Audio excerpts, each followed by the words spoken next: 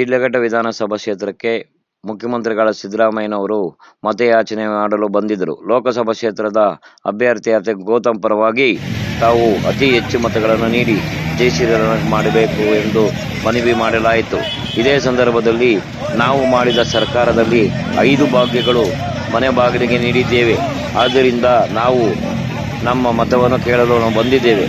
ಹಾಗಾಗಿ ಗೌತಮ್ ಪರವಾಗಿ ನಾವು ಅತಿ ಹೆಚ್ಚು ಮತಗಳನ್ನು ನೀಡಬೇಕು ಎಂದು ಕರೆ ನೀಡಿದರು. ಶಿಡ್ಲಘಟ್ಟ ನಗರದ ಪ್ರಮುಖ ಬೀದಿಗಳಲ್ಲಿ ಕಾಂಗ್ರೆಸ್ ಕಾರ್ಯಕರ್ತರು ಹೆಚ್ಚು ಜನರು ಭಾಗಿಯಾಗಿ ಸಭೆಯನ್ನು ಯಶಸ್ವಿಗೊಳಿಸಲಾಯಿತು.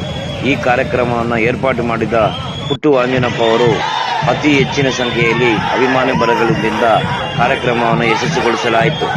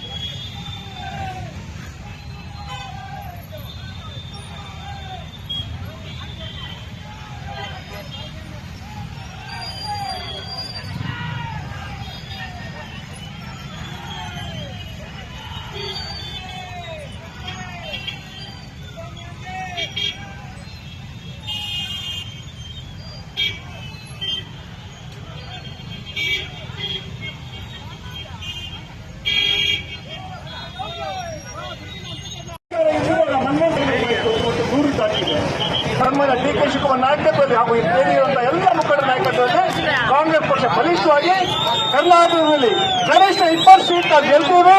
ದೇಶದಲ್ಲಿ ಇಂಡಿಯಾ ಅಧಿಕಾರಕ್ಕೆ ಬಂದು ರಾಜೀವ್ ಗೌಡ್ರು, ಆಂಜನಪ್ಪರು ಹಾಗೂ ಎಲ್ಲ ಮುಖಂಡರು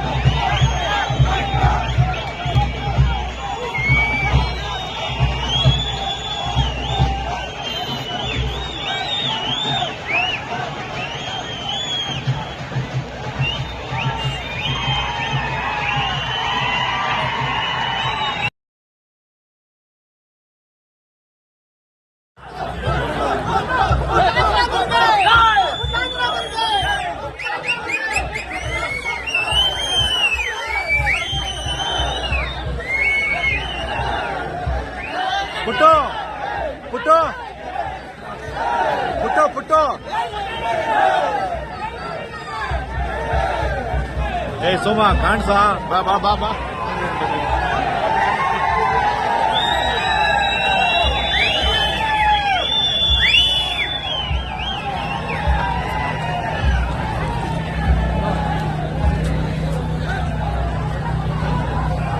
ಎಲ್ಲಪ್ಪ ಬಿಟ್ಟು ಇಷ್ಟು ಜನ ಸಂಪಾದನೆ ಮಾಡೋನ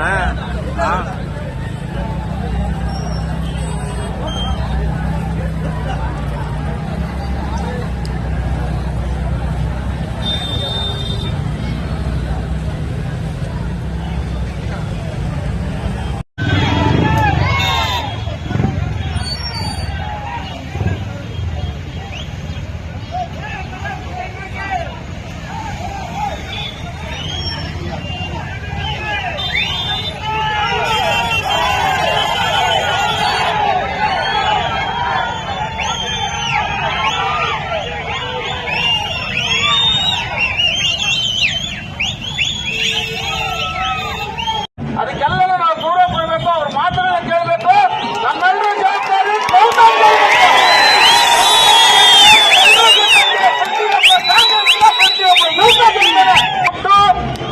ಸಾಕು. ನೀವು ಅಭಿಮಾನ ತೋರಿಸಿದ್ರೆ